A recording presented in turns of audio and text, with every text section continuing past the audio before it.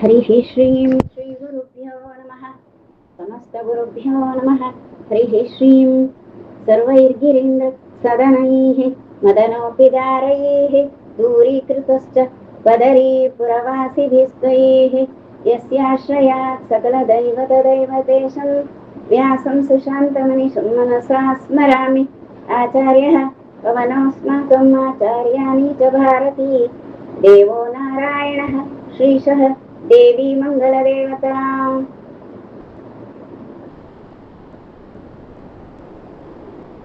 विश्वोत्तमं हरिं श्रीशं विश्वजीवोत्तमानिलं विश्वोत्तमगुणाकारं विश्वोत्तमयतिं श्रये अशेषवेदान्तकृतान्तसारो व्याख्याविहारान् हरिभक्तिसिन्धून् त्रिविक्रमार्यान् परमान् गुरून् मे नारायणार्यांश्च गुरून् नमामि।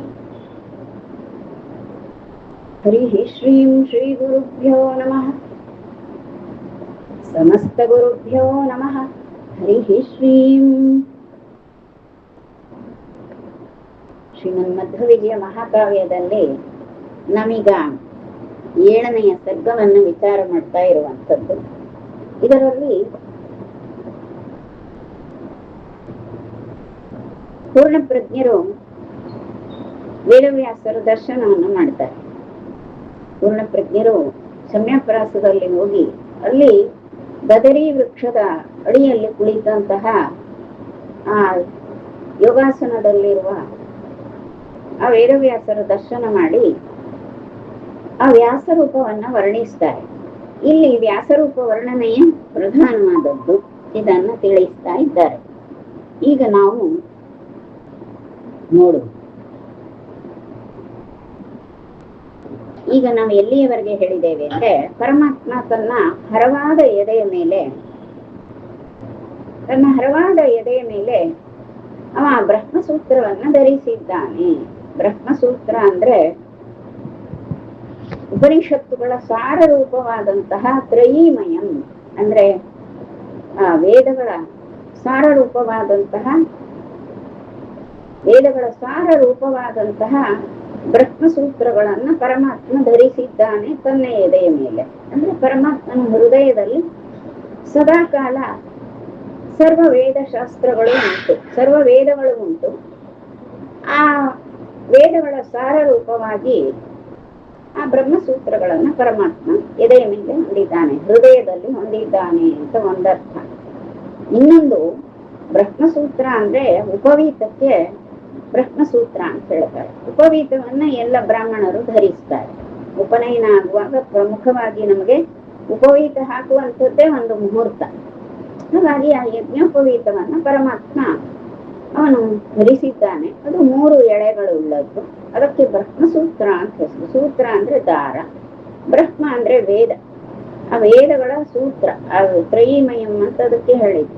ಇನ್ನು ವೇದಾಧ್ಯಯನ ಮಾಡ್ಲಿಕ್ಕೆ ಅರ್ಹತೆ ಬರುವಂತಹ ಆ 3 ಎಳೆಗಳು ಅಂದ್ರೆ ವೇದ ಸಂಬಂಧಿಯಾದಂತಹ 3 ಎಳೆಗಳುಳ್ಳ ಯಜ್ಞೋಪವೀತವನ್ನ ಬ್ರಾಹ್ಮಣರೆಲ್ಲರೂ ಧರಿಸ್ತಾರೆ. ಹಾಗೆ ವೇದವ್ಯಾಸರು ಕೂಡ ಧರಿಸಿರುವಂಥದ್ದು ಅಂತ ಇದಿಷ್ಟು ವಿಷಯ.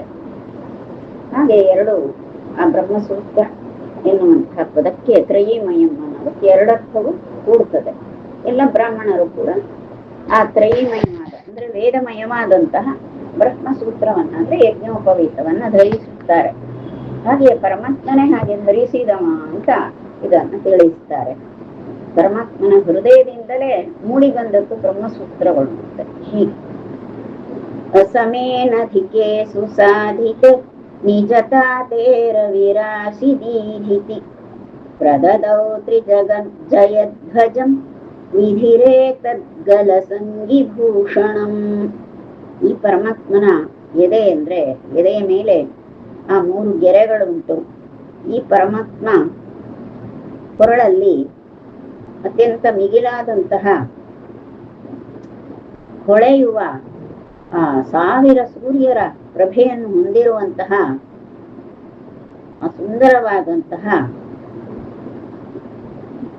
ಗಡಸಂಗಿ ಭೂಷಣಂ, ಕೊರಳಿಗೆ ಅಪ್ಪಿಕೊಂಡಂತಹ ಆಭರಣವನ್ನು, ಕೊರಳಿನ ಆಭರಣವನ್ನು ಧರಿಸಿದ್ದಾನೆ ಅಂತ ಇದನ್ನ ತಿಳಿಸ್ತಾರೆ. ಅದು 3 ಲೋಕಗಳನ್ನು ಗೆಲ್ಲುವಂತಹ ಧ್ವಜದ ಹಾಗೆ ಇರುವಂಥದ್ದು ಆ ಕೊರಳಿಗೆ ಧರಿಸಿರುವಂತಹ ಹಾರ, ಕೊರಳ ಹಾರ ಎನ್ನುವ ಭೂಷಣ, ಆಭರಣ ಅಂತ ಇದನ್ನು ತಿಳಿಸ್ತಾರೆ. ಇಲ್ಲಿಯವರೆಗೆ ನಾವು ನೋಡಿದ್ದಾಗಿತ್ತು. ಈಗ ಇಂದಿನ ವಿಷಯ ಏನು ಅದನ್ನು ನೋಡೋಣ. ಮತ್ತೆ ಇದು ಕೂಡ ಹೇಳಿಯಾಗಿತ್ತು. ಪರಮಾತ್ಮ ಕೈಯಲ್ಲಿ ಆ ಶಂಖಚಕ್ರಗಳ ಚಿಹ್ನೆಯನ್ನ ಪರಮಾತ್ಮ ಹೊಂದಿರುವಂತಹ ಪರಮಾತ್ಮನ ಈ ಕೈ ಅದು ಒಳ್ಳೆ ಕೆಂದಾವರೆಯಂತೆ ಇರುವಂಥದ್ದು ಅಂತ ಹೇಳ್ತಾರೆ. ಪರಮಾತ್ಮನ ಆ ಸುಕುಮಾರಾರುಣ ಪಾಲನಿ ಪದ್ಮಯು ಅಂತ ಪರಮಾತ್ಮನ ಎರಡೂ ಕೈಗಳು, ಪರಮಾತ್ಮನ ಆ ನೀಳ ತೋಳುಗಳ ಕೊನೆಯಲ್ಲಿರುವಂತಹ ಎರಡು ಹಸ್ತಗಳು ಕೂಡ ತಾವರೆ ಹೂವಿನಂತೆ, ಕೆಂದಾವರೆ ಹೂವಿನಂತೆ ಕೆಂಬಣ್ಣದಲ್ಲಿ ಇರುವಂಥವು. ಮತ್ತು ಆ ಪರಮಾತ್ಮನ ಎರಡು ಕೈಗಳು ಉಂಟಲ್ವ, ಹಸ್ತಗಳು, ಹಸ್ತ ಅಂದ್ರೆ ಗೊತ್ತಲ್ಲ, ಕೊನೆಯ ಭಾಗ, ಇಡೀ ಭುಜದಿಂದ ಆರಂಭಿಸಿ ನೀಳವಾಗಿ ಬರುವಂತಹ ತೋಳು, ಕೈಯ ಕೊನೆಯಲ್ಲಿ ಇರುವಂತಹ 5 ಬೆರಳುಗಳಿಂದ ಕೂಡಿರುವಂತಹ ಹಸ್ತ, ಅದನ್ನೇ ಕರ, ಹಸ್ತ ಅಂತ ಹೇಳುದು. ಅದು ಕರೋತೀತಿ ಕರಹ ಅಂತ ಮಾಡ್ತದೆ, ಕೆಲಸವನ್ನ ಮಾಡ್ತದೆ. ಹಾಗಾಗಿ ಕೈಗೆ ಕರ ಅಂತ ಹೇಳ್ತಾರೆ. ಹಸ್ತ ಹೇಳುವುದು ಉಂಟು. ಅಂತಹ ಆ ಪರಮಾತ್ಮನ ಎರಡು ಹಸ್ತಗಳು, ಇವಕ್ಕೆ ಉಪಮಾನ ಎಲ್ಲಿಯೂ ಲೋಕದಲ್ಲಿ ಸಿಗುವುದಿಲ್ಲ. ಪರಮಾತ್ಮನ ಕೈಗಳಿಗೆ ಅಂದ್ರೆ ಹಸ್ತಗಳಿಗೆ ಎಲ್ಲಿಯಾದರೂ ಉಪಮಾನ ಹೇಳಲಿಕ್ಕೆ ಲೋಕದಲ್ಲಿ ಯಾವುದೇ ವಸ್ತುವು ಕೂಡ ಆ ಪರಮಾತ್ಮನ ಯಾವ ಅವಯವಕ್ಕೂ ಕೂಡ ಹೋಲಿಕೆ ಓಡ್ಲಿಕ್ಕೆ ಬರುವುದಿಲ್ಲ. ಯಾಕೆ ಬರುವುದಿಲ್ಲ ಅಂದ್ರೆ ಆ ಪರಮಾತ್ಮನ ಹಸ್ತಗಳೇ ಹಾಗೆ. ಏನು ಕೂಡ ಅದರ ಹೋಲಿಕೆ ಸಾಮಾನ್ಯ ಅಪ್ರಾಕೃತವಾದಂತಹ ಪರಮಾತ್ಮನ ಅವಯವಗಳು, ಅದಕ್ಕೆ ಪ್ರಾಕೃತವಾದಂತಹ ಯಾವ ವಸ್ತು ಸಾಟಿಯಾಗಬಹುದು? ಅದು ವರ್ಗವೇ ಬೇರೆ, ಪ್ರಾಕೃತ ವರ್ಗವೇ ಬೇರೆ. ಅಪ್ರಾಕೃತನಾದ ಹರಿಯ ಇಡೀ ದೇಹಾಕೃತಿ, ಪರಮಾತ್ಮನ ದೇಹ ಅವಯವಗಳೇ ಬೇರೆ. ಹಾಗೆ ಇಲ್ಲಿ ಅದರಿಂದ ಎಲ್ಲಿಯೂ ಸಿಗುವುದಿಲ್ಲ ಅಂತ ಹೀಗೆ ನಾವು ಅಲ್ಲಲ್ಲಿ ಇಲ್ಲಿ ಉಪಮಾನಂ ನೈಮಲಭ್ಯತೆ ಇತ್ಯಾದಿ ಹೇಳ್ತಾರಲ್ಲ, ಎಲ್ಲಿಯೂ ಕೂಡ ಉಪಮಾನ ಸಿಗುವುದಿಲ್ಲ, ನಮ್ಗಿಲ್ಲೆಲ್ಲೂ ಉಪಮೆ ಸಿಗುವುದಿಲ್ಲ ಅಂತ ಹೇಳಿದ್ರೆ ಆಯ್ತು. ಯಾಕೆ ಸಿಗುವುದಿಲ್ಲ ಉಪಮೆ? ಯಾಕೆಂದ್ರೆ ವರ್ಗವೇ ಬೇರೆ ಅಂತ. ಒಬ್ಬ ಮನುಷ್ಯನನ್ನ ವರ್ಣಿಸ್ಬೇಕಾದ್ರೆ ಬೇರೆ ಯಾವುದೋ ಪ್ರಾಣಿ, ಒಂದು ಸರ್ಪವನ್ನು ಇನ್ಯಾವುದೋ ವಸ್ತುವಿಗೆ ಹೋಲಿಸುವುದಿಲ್ಲ, ಒಂದು ಇರುವೆಗೋ ಏನೋ ಹೋಲಿಸುವುದಿಲ್ಲ. ಯಾಕೆ ಅಂದ್ರೆ ಅದರ ಆಕೃತಿ ಬೇರೆ, ಇವನೇ ಬೇರೆ ಅಲ್ವಾ, ಹೋಲಿಸಲಿಕ್ಕೆ ಬರುವುದಿಲ್ಲ. ಹೀಗೆ ಈ ಪ್ರಾಕೃತವಾದಂತಹ ಮನುಷ್ಯಾದಿ ಸರ್ವಜೀವಿಗಳಲ್ಲೇ ಪರಸ್ಪರ ಹೋಲಿಕೆ ಕೊಡ್ಲಿಕ್ಕೆ ಬರದೇ ಇರುವಾಗ ಅಪ್ರಾಕೃತನಾದ ಪರಮಾತ್ಮನಿಗೂ ಈ ಪ್ರಾಕೃತವಾದಂತಹ ವ್ಯಕ್ತಿಗಳು, ವಿಷಯಗಳು, ಇವುಗಳಿಗೆ ಬೇರೆ ವಸ್ತುಗಳು, ಇವುಗಳಿಗೆ ಹೇಗೆ ಹೋಲಿಕೆ ಕೊಡ್ಲಿಕ್ಕೆ ಬರ್ತದೆ? ಅದರಿಂದ ಲೋಕದಲ್ಲಿ ಎಲ್ಲೂ ಸಿಗುವುದಿಲ್ಲ. ನಾವು ಹೇಗೆ ಹೇಳ್ತೇವೋ, ಹೇಗೆ ವರ್ಣನೆಯೋ ಹಾಗೆ. ಅಥವಾ ಪರಮಾತ್ಮನ ಒಂದು ಕೈ ಹೇಗುಂಟು, ಮತ್ತೊಂದು ಕೈ ಹಾಗೆ ಉಂಟು ಅಂತ ಇಷ್ಟೇ ತಿಳಿಬೇಕು. ಭಜತಾಂಬರ ತರ್ಕ ಮುದ್ರಯ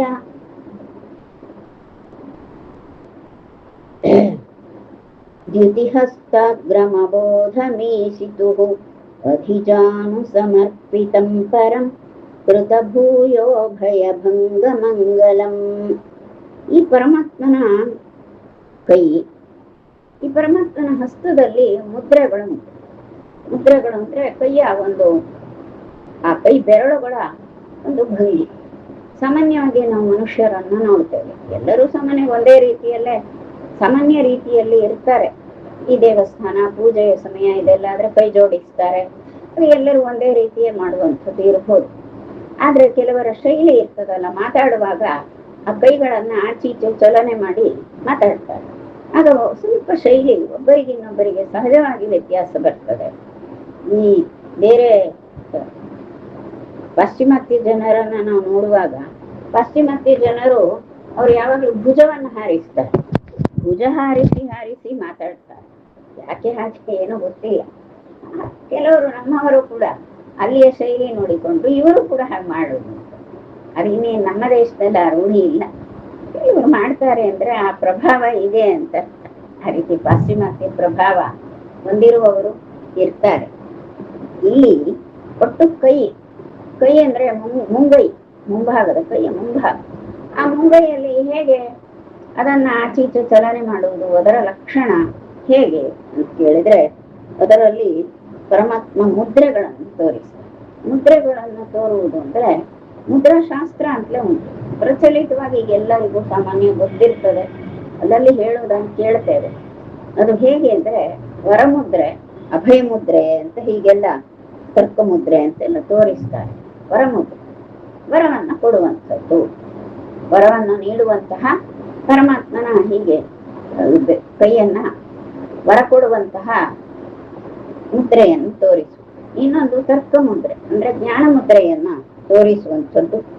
ಇದೆಲ್ಲ ಪರಮಾತ್ಮನಿಗೆ ಇದೆ. ಇದನ್ನ ಹಸ್ತಾಗ್ರಂ ಅಬೋಧಂ ಈಶಿತು. ಹೀಗೆ ಈ ರೀತಿ ಪರಮಾತ್ಮ ತನ್ನ ಜ್ಞಾನ ಮುದ್ರೆಯಿಂದ ಏನ್ ಮಾಡ್ತಾನೆ ಅಂದ್ರೆ ಆ ಪರಮಾತ್ಮ ತನ್ನ ಭಕ್ತ ಜನರ ಅಜ್ಞಾನವನ್ನ ಪರಿಹಾರ ಮಾಡಿಬಿಡ್ತಾನೆ. ಅಬೋಧ ಅಂದ್ರೆ ಅಜ್ಞಾನವನ್ನ ಪರಿಹಾರ ಮಾಡುವಂಥದ್ದು ಪರಮಾತ್ಮನ ಆ ಜ್ಞಾನ ಮುದ್ರೆ. ಜ್ಞಾನ ಮುದ್ರೆಯಿಂದ ಅಜ್ಞಾನ ನೀಗಿ ಜ್ಞಾನವೇ ಉಂಟಾಗ್ತದೆ. ಜ್ಞಾನ ಬಂದ ಕೂಡಲೇ ಅಜ್ಞಾನ ಹೋಗ್ತದ. ಹಾಗೆ ನಮಗೆ ಗೊತ್ತೇ ಇರ್ಲಿಲ್ಲ, ಅಂದ್ರೆ ಏನು? ಅಜ್ಞಾನ. ಗೊತ್ತಾದ ಮೇಲೆ ಗೊತ್ತಿಲ್ಲ ಎನ್ನುವಂಥದ್ದು ಪರಿಹಾರ ಆಗ್ತದೆ. ಹೀಗೆ ಅಜ್ಞಾನ ಪರಿಹಾರ ಆಗಿ ಜ್ಞಾನ ಉಳಿಯುವಂಥದ್ದು. ಇದು ಈ ಪರಮಾತ್ಮನ ಜ್ಞಾನ ಮುದ್ರೆಯಿಂದ ಉಂಟಾಗುವಂಥದ್ದು ಅಜ್ಞಾನ ನಾಶ.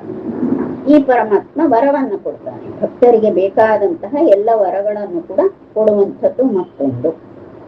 ಮತ್ತೆ ಈ ಪರಮಾತ್ಮನ ಎರಡೂ ಕೈಗಳು ಅದೆಷ್ಟು ನೀಳವಾಗಿ ಉಂಟು ಅಂದ್ರೆ ಜೊತೆಗೆ ಅಭಯ ಮುದ್ರೆಯನ್ನು ಕೊಡ್ತಾನೆ. ಹೌದು, ಅಭಯ ಮುದ್ರೆಯನ್ನ, ಜ್ಞಾನವನ್ನ ಎಲ್ಲ ಕೊಡುವಂಥವನು ಪರಮಾತ್ಮ. ಮತ್ತೆ ಈ ಪರಮಾತ್ಮನ ಕೈಗಳು ಮೊಣಕಾಲ ಮೇಲಿಟ್ಟಿರ್ತಾನೆ ಈಶ್ವರ. ಕೈಗಳ ಬಗ್ಗೆ, ಕೈಗಳ ವರ್ಣನೆಯನ್ನು ಹೇಳುವಾಗ ಆಜಾನುಬಾಹು ಅಂತ ಹೇಳ್ತಾರೆ. ಆಜಾನುಬಾಹು ಜಾನು ಅಂದ್ರೆ ಮೊಳಕಾಲು, ಮೊಳಕಾಲಿನವರೆಗೆ ಕೈ ನೀಳವಾಗಿರ್ಬೇಕಲ್ಲ. ನೀಳವಾದ ತೋಳುಗಳು ಸುಲಕ್ಷಣ ಅಂತ ಹೇಳುದು. ಸಾಮಾನ್ಯವಾಗಿರೋದಿಲ್ಲ. ನಾವೇ ಬೇಕಾದ್ರೆ ನಿಂತು ನಮ್ಮ ಕೈಯನ್ನು ನೀಳವಾಗಿ ಇಳಿಬಿಟ್ಟು ನಿಂತ್ಕೊಳ್ಬೇಕು. ನಾವು ಸೀದಾ ನಿಲ್ಬೇಕು. ನಿಲ್ಲುವಾಗ ನಮ್ಮ ಕೈಯಲ್ಲಿ ಬರ್ತದೆ, ಎಲ್ಲೋ ಒಂದ್ ಸ್ವಲ್ಪ ತೊಡೆಯವರೆಗೆ ಬರ್ತದೆ ಅಷ್ಟೇ. ಪೂರ್ಣ ಮೊಣಕಾಲು ಮುಟ್ಟುವುದಿಲ್ಲ. ಆದ್ರೆ ಮೊಣಕಾಲನ್ನು ಮುಟ್ಟಿದ್ರೆ ಮಾತ್ರ ಸುಲಕ್ಷಣ ಹೇಳುವಂಥದ್ದು. ಹಾಗಿರುವವರು ಇದ್ದಾರ ಅಂದ್ರೆ ಅಪರೂಪಕ್ಕೆ ಯಾರಾದ್ರೂ ಇರಬಹುದು, ಇರುವುದೇ ಇಲ್ಲ ಅಂತ. ಯಾರು ಜನ ಅಷ್ಟು ಲಕ್ಷ್ಯ ಮಾಡುವುದಿಲ್ವಲ್ಲ. ನಾವೆಲ್ಲ ಏನ್ ಲಕ್ಷಣ ಮಾಡುದು? ಅಷ್ಟು ಲಕ್ಷ್ಯ ಮಾಡುವುದಿಲ್ಲ. ಅದೇನು ಇಲ್ಲ. ಈಗ ಪರಮಾತ್ಮ ಇಲ್ಲಿ ಹೇಗಿದ್ದಾನೆ? ಮೊಣಕಾಲವರೆಗೆ ಮುಟ್ಟುವಂತಹ ನೀಳ ಬಾಹುಗಳನ್ನ ಉಳ್ಳವ, ನೀಳ ತೋಳುಗಳನ್ನು ಉಳ್ಳವ ಪರಮಾತ್ಮ. ಇದು ಒಂದು ಲಕ್ಷಣ. ಇಲ್ಲಿ ಈ ರೀತಿ ಈಗ ಪರಮಾತ್ಮ ವೇದವ್ಯಾಸ ರೂಪದಲ್ಲಿ ಯೋಗ ಪಟ್ಟಿಕಾಸನವನ್ನ ಬಿಗಿದುಕೊಂಡು ಅವ ಕುಳಿತಿದ್ದ. ಯೋಗ ಪಟ್ಟಿಕಾಸನದಲ್ಲಿ ಪರಮಾತ್ಮ ಕುಳಿತ ಭಂಗಿ. ಈ ಕುಳಿತ ಭಂಗಿಯಲ್ಲಿ ಪರಮಾತ್ಮ ತನ್ನ ಮೊಣಕಾಲುಗಳಿಗೆ ತನ್ನ ಕೈಯನ್ನು ಜೋಡಿಸಿದ್ದ. ಪರಮಾತ್ಮ ಕುಳಿತಾ ಇತ್ತಲ್ಲ, ಕಾಲು ಆಚೆ ಈಚೆ ಮಾಡಿದೆ, ಯೋಗ ಪಟ್ಟಿಕೆಯನ್ನ ಧರಿಸಿ ಕುಳಿತಿದ್ದಾನೆ ಯೋಗಾಸನ. ಕೈಗಳನ್ನು ಮೊಣಕಾಲುಗಳ ಮೇಲೆ ಇಟ್ಕೊಂಡಿದ್ದಾನೆ. ಎರಡೂ ಕೈಗಳನ್ನು ಕೂಡ ಪರಮಾತ್ಮ ಎರಡೂ ಮೊಣಕಾಲುಗಳ ಮೇಲೆ ಇಟ್ಟುಕೊಂಡಿದ್ದಾನೆ. ಹೀಗೆ ಇಟ್ಟುಕೊಳ್ಳುವಾಗ ಆ ಪರಮಾತ್ಮನ ಕೈಯಲ್ಲಿ ವರಾಭಯ ಮುದ್ರೆ, ಜ್ಞಾನ ಮುದ್ರೆ ಕಾಣ್ತಾ ಉಂಟು ಅಂತ ಇದನ್ನು ಕೂಡ ಇಲ್ಲಿ ತಿಳಿಸ್ತಾರೆ. ಹೀಗೆ ಮಂಗಲವನ್ನು ಭಯಭಂಗ ಮಂಗಲಂ. ನಮಗೆ ಭಕ್ತ ಜನ ಯಾರು ಈ ವೇದವ್ಯಾಸರನ್ನ ಆಶ್ರಯಿಸ್ತಾರೋ ಅವರಿಗೆ ಉಂಟಾಗುವಂತಹ ಭಯದ ಭಂಗ ಆಗ್ತದೆ. ಅಂದ್ರೆ ಭಯನಾಶ ಉಂಟು ಮಾಡುವಂತಹ ಎಲ್ಲ ಮಂಗಲಗಳನ್ನು ಉಂಟು ಮಾಡುವಂತಹ ಆ ಒಂದು ಅಭಯವನ್ನ ಕೊಡುವಂತಹ ಪರಮಾತ್ಮನ ಮುದ್ರೆ, ಕೈಯ ಮುದ್ರೆ ಉಂಟು ಅಂತ ಇದನ್ನ ವರ್ಣಿಸ್ತಾರೆ ಆಚಾರ್ಯರು. ನೋಡ್ತಾ ಇರುವುದು ಇದು ಐತಿಹಾಸಿಕ, ಈ ಕಾವ್ಯವೇ ಐತಿಹಾಸಿಕ ಕಾವ್ಯ. ಹೀಗಾಗಿ ಆಚಾರ್ಯರು ಶಮ್ಯಾಪ್ರಾಸಕ್ಕೆ ಹೋದದ್ದು, ಅಲ್ಲಿ ವ್ಯಾಸ ದರ್ಶನ ಮಾಡಿದ್ದು, ಆ ವ್ಯಾಸರೂಪದ ವರ್ಣನೆ ಅವರು ನೋಡುವಾಗ ಏನೇನು ಕಂಡಿದ್ದನ್ನೆಲ್ಲ ಹೇಳಿದ್ದಾರೆ ಆಚಾರ್ಯರು. ತಾವು ಕಂಡ ವ್ಯಾಸರೂಪವನ್ನ ವರ್ಣಿಸಿದ್ದಾರೆ. ಆಚಾರ್ಯರು ವರ್ಣಿಸಿದ್ದನ್ನೇ ಮತ್ತೆ ಇಲ್ಲಿ ನಾರಾಯಣ ಪಂಡಿತಾಚಾರ್ಯರು ಇಲ್ಲಿ ನಮಗೆ ಶ್ಲೋಕ ರೂಪದಲ್ಲಿ ಕಾವ್ಯ ರೂಪದಲ್ಲಿ ನಮಗೆ ತಿಳಿಸ್ಕೊಡ್ತಾ ಇದ್ದಾರೆ. ಇದಕ್ಕೂ ಹೀಗೆ ಒಂದು ಐತಿಹಾಸಿಕವಾದಂತಹ ವಾಸ್ತವವನ್ನ ಹೇಳುವಂತಹ ಗ್ರಂಥ ಇದು. ಹಾಗಾಗಿ ಇದರಲ್ಲಿ ಸುಮ್ಮನೆ ಯಾರು ಖುಷಿಗೆ ಬಂದು ಅವರವರ ಖುಷಿಗೆ ಯಾರು ವರ್ಣನೆ ಮಾಡ್ತಾ ಇರುವಂಥದ್ದಲ್ಲ ಇದು. ಸತತಂ ಗಲತಾ ಸ್ವತಃ ಶ್ರುತಿ ತ್ರಿತಯೇನೇವ ನಿಕಾಮಮಂಕಿತಃ ಸುವಿಡಂಬಿತ ಕಂಬೋರೀಕ್ಷ್ಯತೆ ವರರೇಖಾತ್ರಯವಾನ್ ಗುರೋರ್ಗಲಃ. ಪರಮಾತ್ಮನ ಕೊರಳು ಹೇಗಿದೆ? ಶಂಖಾಕಾರದಲ್ಲಿ ಇದೆಯಲ್ಲ. ಶಂಖಾಕಾರದಲ್ಲಿ ಇರುವಂತಹ ಪರಮಾತ್ಮನ ಕೊರಳು ಎಲ್ಲರೂ ಸಾಮಾನ್ಯವಾಗಿ ಶಂಖಾಕೃತಿಯನ್ನ ಹೋಲಿಸ್ತಾರೆ. ಮಹಾಲಕ್ಷ್ಮಿಯ ಕೊರಳನ್ನು ಹಾಗೆ ವರ್ಣಿಸ್ತಾರೆ. ಅದು ಒಂದು ಸುಲಕ್ಷಣ ಅಂತ ಅರ್ಥ. ಹೀಗೆ ಶಂಖಾಕಾರದಲ್ಲಿ ಇರುವಂತಹ ಅತ್ಯಂತ ಚೆಲುವಾದ ಆ ಪರಮಾತ್ಮನ ಕೊರಳು, ಆ ಕೊರಳು ಬಹಳ ಶೋಭಿಸ್ತಾ ಉಂಟು. ಕೊರಳ ಮೇಲೆ 3 ಗೆರೆಗಳಿವೆ. ಈಗ ನಮಗೂ ಕೂಡ ಎಲ್ಲಾದ್ರೂ ಕೊರಳ ಮೇಲೆ ಗೆರೆ ಬಂದ್ರೆ ನಮ್ಮಲ್ಲಿ ಬೇರೆದು ಅಯ್ಯಯ್ಯೋ ಹಣೆ ಮೇಲೆ ಕೊರಳ ಮೇಲೆ ಮೈಯೆಲ್ಲ ಗೆರೆ ಬಂದ್ಬಿಡ್ತದೆ ಅಂದ್ರೆ ನಮ್ಗೆ ಸ್ವಲ್ಪ ಅದು ವಿಕಾರವನ್ನ ಉಂಟು ಮಾಡ್ತದೆ. ಇಲ್ಲಿ ಪರಮಾತ್ಮನಿಗೆ ಹಾಗೆ ಕಾಣುವುದಿಲ್ಲ. ಪರಮಾತ್ಮನ ಕೊರಳ ಮೇಲೆ 3 ಗೆರೆಗಳು ಉಂಟು. ಶಂಖಾಕಾರದ ಕೊರಳು, ಅದರ ಮೇಲೆ 3 ಗೆರೆಗಳು. ಅದು ಏನನ್ನೋ ಸೂಚಿಸ್ತದೆ. ಅಲ್ಲೆಲ್ಲೂ ಯಾವುದೂ ಚೆಲುವನ್ನು ಹೆಚ್ಚಿಸುವಂತಹ ಲಕ್ಷಣಗಳೇ ಪರಮಾತ್ಮನ ಅಪ್ರಾಕೃತವಾದಂತಹ ರೂಪ, ಅಪ್ರಾಕೃತವಾದ ಅವಯವಗಳು. ಹೀಗಾಗಿ ಚೆಲುವಿನ ರಾಶಿಯೇ ಭಗವಂತ. ಆ ಪರಮಾತ್ಮನ ಕೊರಳ ಮೇಲೆ 3 ಗೆರೆಗಳು ಉಂಟು. ಮತ್ತು ಅದೇನು ಸೂಚಿಸ್ತದೆ ಅಂದ್ರೆ ಪರಮಾತ್ಮ ಒಂದು ಕ್ಷಣವೂ ಸುಮ್ಮನೆ ಇರುವುದಿಲ್ಲ, ಮೌನವಾಗಿ ಇರುವುದೇ ಇಲ್ಲ ಪರಮಾತ್ಮ. ಮತ್ತೇನು ಮಾಡ್ತಾನೆ? ಸದಾ ಕಾಲ ವೇದಗಳನ್ನು ಉಚ್ಚರಿಸ್ತಾನೆ. ತ್ರಯೀಯನ್ ಅಂದ್ರೆ 3 ವೇದಗಳನ್ನ ಸತತವಾಗಿ ಉಚ್ಚರಿಸ್ತಾನೆ. ಇದನ್ನ ಆ 3 ಗೆರೆಗಳು ತೋರಿಸ್ತಾನೆ. ಅಡ್ಡಲಾಗಿ ಶಂಖಾಕೃತಿಯಾದಂತಹ ಶಂಖಾಕಾರದಲ್ಲಿರುವಂತಹ ಕೊರಳ ಮೇಲೆ ಇರುವಂತಹ 3 ಗೆರೆಗಳು ಪರಮಾತ್ಮ ಸದಾ ಕಾಲ ವೇದೋಚ್ಚಾರವನ್ನು ಮಾಡುವಂಥದ್ದನ್ನ ಸೂಚಿಸ್ತದೆ. ಇದು ಹಯಗ್ರೀವ ರೂಪಕ್ಕೂ ಹೀಗೆ ಅನ್ವಯ ಮಾಡಬೇಕು, ವೇದವ್ಯಾಸ ರೂಪಕ್ಕೂ ಹೀಗೆ. ಯಾಕೆಂದ್ರೆ ಇದು ಕೇವಲ ಜ್ಞಾನ ಕಾರ್ಯವೇ ಅಲ್ಲ. ವೇದವ್ಯಾಸ ರೂಪ ಅಂದ್ರೆ ಜ್ಞಾನಪ್ರಧಾನವಾದಂತಹ ಅವತಾರ ರೂಪವೇ ವ್ಯಾಸ ರೂಪ.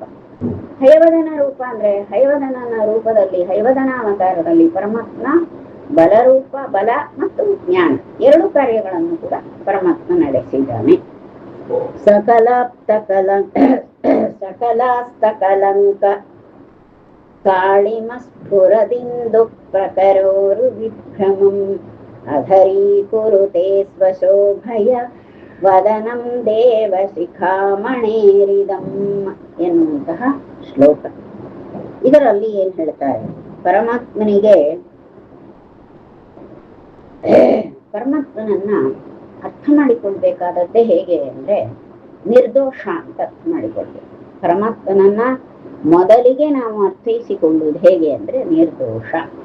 ಪರಮಾತ್ಮನಲ್ಲಿ ದೋಷವೇ ಇಲ್ಲ, ಇದು ಮೊದಲನೇದಾಗಿ ತಿಳಿಯುವುದು. ಅದಕ್ಕೆ ಸಕಲಾಸ್ತ ಕಲಂಕ ಅಂತ ಹೇಳ್ತಾರೆ. ಕಲಂಕ ಅಂದ್ರೆ ದೋಷವಲ್ವೇ? ಆ ಕಲಂಕ ಎಲ್ಲವೂ ಕೂಡ ಅಸ್ತವಾಗಿದೆ, ಇಲ್ಲವಾಗಿದೆ ಅಂತ. ಯಾವ ದೋಷವೂ ಇಲ್ಲದಂಥವನು ಸಕಲ, ಎಲ್ಲವೂ ಸಮಸ್ತ ದೋಷಗಳಿಂದಲೂ ಕೂಡ ಹೀನನಾದವನು ಪರಮಾತ್ಮ. ಇಂತಹ ಈ ಪರಮಾತ್ಮ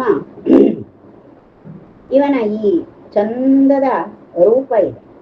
ಹೇಗಿದ್ದಾನೆ ಪರಮಾತ್ಮ ಅಂದ್ರೆ ಪರಮಾತ್ಮನ ಮುಖ ಅದು ಅತ್ಯಂತ ಸುಂದರ. ಸಾಮಾನ್ಯ ಮುಖವನ್ನ ನೋಡಿಯೇ ಅಲ್ವಾ ನಾವು ಚಂದವನ್ನ ಗುರುತಿಸುವುದು. ಚಂದವಾಗಿದ್ದಾರೆ ಅಂದ್ರೆ ಅರ್ಥ ಏನು? ಮುಖದಲ್ಲಿ ಏನೋ ಒಂದು ಸುಲಕ್ಷಣ, ಚಂದ ಕಾಣುವುದು ಅಂತ ಅರ್ಥ. ಇಲ್ಲಿ ಪರಮಾತ್ಮನ ಮುಖವನ್ನ ಹೇಳುವಾಗ ಹೇಗಿದ್ದಾರೆ ಪರಮಾತ್ಮ ಅಂದ್ರೆ ಪರಮಾತ್ಮನ ಮುಖದಲ್ಲಿ ಒಂದು ಕಳಂಕವಿಲ್ಲ ಅಂತ. ಕಳಂಕ ಅಂದ್ರೆ 2 ಅರ್ಥವೂ ಬರ್ತದೆ. ಒಂದು ದೋಷ, ಯಾವ ದೋಷವೂ ಇಲ್ಲದಂತಹ ಮುಖವುಳ್ಳವ ಪರಮಾತ್ಮ ಒಂದರ್ಥ. ಅಂದ್ರೆ ಪರಮಾತ್ಮನ ಮುಖದಲ್ಲಿ ದೋಷವೇ ಇಲ್ಲ ಅಂತ. ಎರಡನೇದಾಗಿ ಕಲಂಕ ಅಂದ್ರೆ ಏನೇನೋ ಅಡ್ಡಾದಿಡ್ಡಿ ಮುಖವೆಲ್ಲ ಈ ಕಲೆಗಳಾಗಿರ್ತದಲ್ವ, ಯಾವುದೋ ಕಾರಣದಿಂದ ಕಲೆಯಾಗಿ ಬಿಡ್ತದೆ. ಗಾಯ, ಹಳೆಯ ಗಾಯ ಇರ್ತದೆ, ಗಾಯ ಆಗಿ ಕಲೆಗಳಾಗುವಂಥದ್ದು ಮುಖದಲ್ಲಿ. ಅಥವಾ ಮೊಡಮೆ ಗುಳ್ಳೆ ಬಹಳ ಬಹಳ ಆಗಿ ಮುಖವೆಲ್ಲ ಕೆತ್ತಿ ಹೋದ ಹಾಗೆ ಆಗುವಂಥದ್ದು. ಹೀಗೆಲ್ಲ ಇರ್ತದೆ ಮುಖದಲ್ಲಿ. ಚಿತ್ತುಗಳು, ಅಲ್ಲಲ್ಲಿ ಬೊಂಗಿನ ಚಿತ್ತುಗಳು, ಹೀಗೆಲ್ಲ ಏನೇನೋ ಇರ್ತದೆ. ಅವೆಲ್ಲ ಇದ್ರೆ ಕಳಂಕವೇ. ಮುಖ ಲಕ್ಷಣವಾಗಿಯೇ ಇರಬಹುದು, ಆದ್ರೆ ಚರ್ಮದ ಕಾಂತಿ ಇರುವುದಿಲ್ಲ, ಮುಖದ ಮೇಲೆ ಚಿತ್ತುಗಳಾಗ್ತವೆ. ಅವೆಲ್ಲ ಕಲಂಕ ಅಂತ ಕರೆಯುದು. ಅಂಥ ಯಾವುದು ಚಿತ್ತುಗಳಿಲ್ಲ, ನಯವಾದ ಸುಂದರವಾದಂತಹ ಪರಮಾತ್ಮನ ಮುಖ. ಅದು ನಿರ್ದೋಷವಾದದ್ದು. ಅದರ ಮೇಲೆ ಯಾವುದು ಕೂಡ ಚೆಲುವನ್ನು ಹಾಳು ಮಾಡುವಂತಹ ಏನೋ ಒಂದು ಕಳಂಕಗಳು ಏನೂ ಇಲ್ಲದೆ ಇರುವಂಥದ್ದು. ಇಂತಹ ಪರಮಾತ್ಮನ ಚಿತ್ತುಗಳಿಲ್ಲದಂತಹ ಅತ್ಯಂತ ನಿರ್ದೋಷವಾದಂತಹ ಮುಖಮಂಡಲ ಉಳ್ಳವ ಈ ಪರಮಾತ್ಮ ಹೇಗಿದೆ ಅಂದ್ರೆ ಅಧರೀಕುರುತೆ ಸ್ವಶೋಭೆಯ, ಅತ್ಯಂತ ಶೋಭೆಯಿಂದ ಕೂಡಿದೆ, ಅತ್ಯಂತ ಕಳಾಪೂರ್ಣವಾಗಿದೆ ಅಂತ.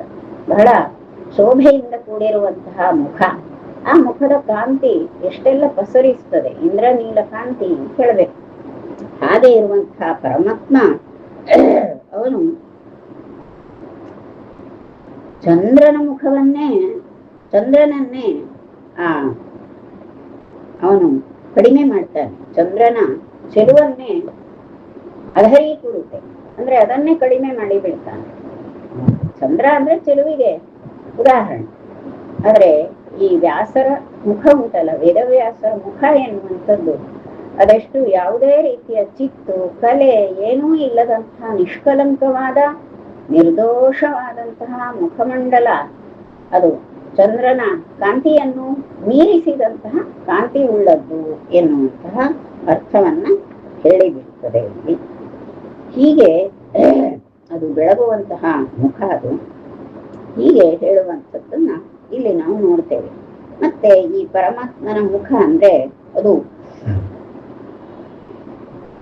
ಯಾರೂ ಕೂಡ ಸೌಂದರ್ಯಕ್ಕೆ, ಅದನ್ನ ಕಾಂತಿಗೆ, ಸೌಂದರ್ಯಕ್ಕೆ ಬಹಳ ಉದಾಹರಣೆ ಕೊಡುವಂತಹ ಮುಖ ವೇದವ್ಯಾಸರ ಮುಖ. ಅರುಣಾಶ್ಮದಲಾಂತರೊಲ್ಲಸನ್ನವ ಮುಕ್ತಾವಲಿ ಮಸ್ಯ ಲಜ್ಜಯೇದ್ ಹಸತಸ್ಸಿತದಂತ ಸಂತತಿ ಪರಮಶ್ರೀರರುಣೋಷ್ಟರೋಚಿಷಃ. ಪರಮಾತ್ಮನ ಮುಖದಲ್ಲಿ ಸದಾ ಮುಗುಳ್ನಗೆ ಉಂಟು. ಪರಮಾತ್ಮ ಅಂದ್ರೆ ಹೇಗೆ? ಪರಮಾತ್ಮನ ನಾವು ಯಾವ ರೂಪವನ್ನು ನೋಡುವ, ಪರಮಾತ್ಮನ ಎಲ್ಲ ರೂಪಗಳಲ್ಲಿಯೂ ಕೂಡ ನಮಗೆ ಕಾಣಸಿಗುವಂತಹ ಪರಮಾತ್ಮನ ಮುಖದಲ್ಲಿ ಕಾಣುವ ಸದಾಕಾಲೀನವಾದ ಒಂದು ಲಕ್ಷಣ ಏನು ಅಂದ್ರೆ ಮುಗುಳ್ನಗೆ.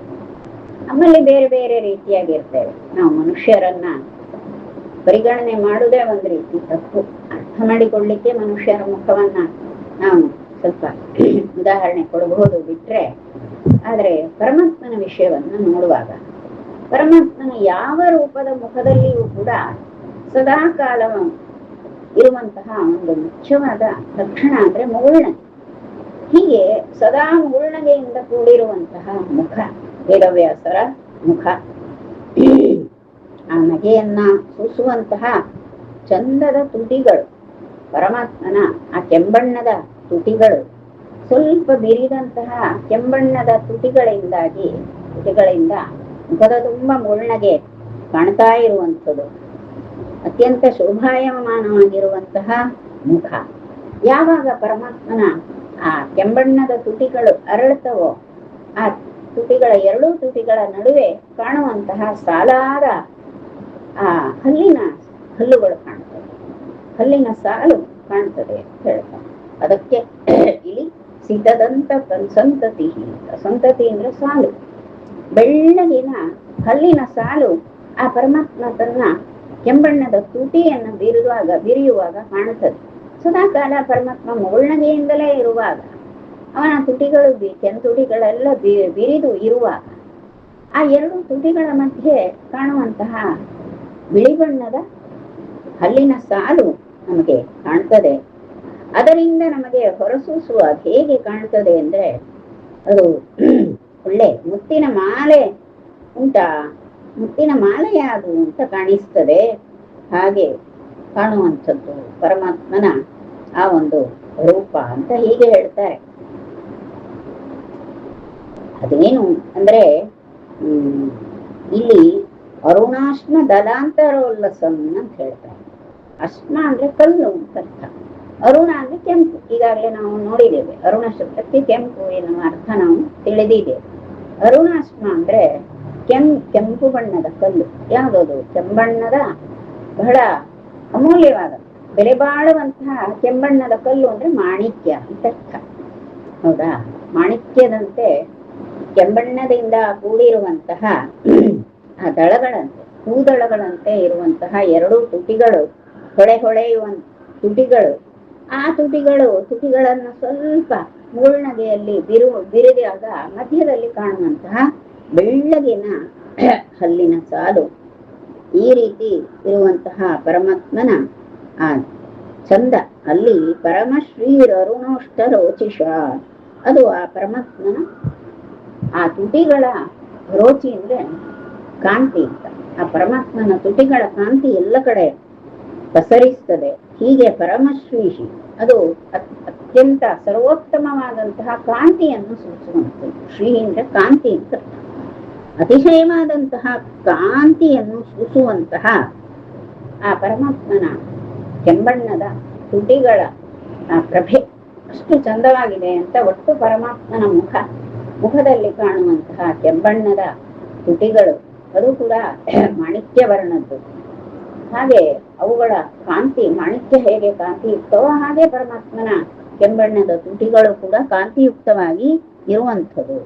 ಹಾಗೆ ಇರುವಂತಹ ತುಟಿಗಳು ಅಂತ ಹೀಗೆ ವರ್ಣಿಸಿ ಮಧ್ಯೆ ಕಾಣುವಂತಹ ಕಲ್ಲಿನ ಸಾಲು, ಅದು ಕೂಡ ಮುತ್ತಿನ ಸಾಲಿನಂತೆ, ಮುತ್ತಿನ ಮಾಲೆಯಂತೆ ಸಾಲಾಗಿ ಕಾಣುವಂಥದ್ದು.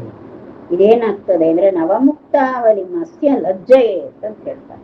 ಹೊಸ ಮುತ್ತಿನ ಮಾಲೆ ಇದೆ ಅಂತ ಇಟ್ಕೊಳ್ಳಿ, ಹೊಸದಾದ ಮುತ್ತಿನ ಮಾಲೆಯನ್ನು ಮಾಡಿದ್ದಾರೆ. ಆ ಮುತ್ತಿನ ಮಾಲೆ ನಾಚಿಕೊಳ್ಬೇಕು. ಈ ಹಲ್ಲ ಸಾಲು ಮುಂದೆ ಪರಮಾತ್ಮನ ಹಲ್ಲಿನ ಸಾಲನ್ನ ನೋಡಿ ಒಂದು ಮುತ್ತಿನ ಮಾಲೆಯೇ ನಾಚಿಕೊಳ್ಬೇಕು. ಯಾಕೆ? ಆ ಮುತ್ತಿನ ಮಾಲೆ ಎಷ್ಟು ಚಂದ ಇರ್ತದೆಯೋ ಅದು ಯಾವ ಚಂದವೂ ಅಲ್ಲ ಪರಮಾತ್ಮನ ಹಲ್ಲಿನ ಸಾಲಿನ ಮುಂದೆ ಅಂತ. ಹೀಗೆ ಇಂತಹ ಒಂದು ಅತ್ಯಂತ ಸುಂದರವಾದ ಮನೋಹರವಾದ ಈ ವರ್ಣನೆಯನ್ನ ನಮಗಿಲ್ಲಿ ನಾರಾಯಣ ಪಂಡಿತಾಚಾರ್ಯರು ಮಾಡ್ತಾರೆ. ಬ್ರಹ್ಮಾರ್ಪಣ ಮಸ್ತು.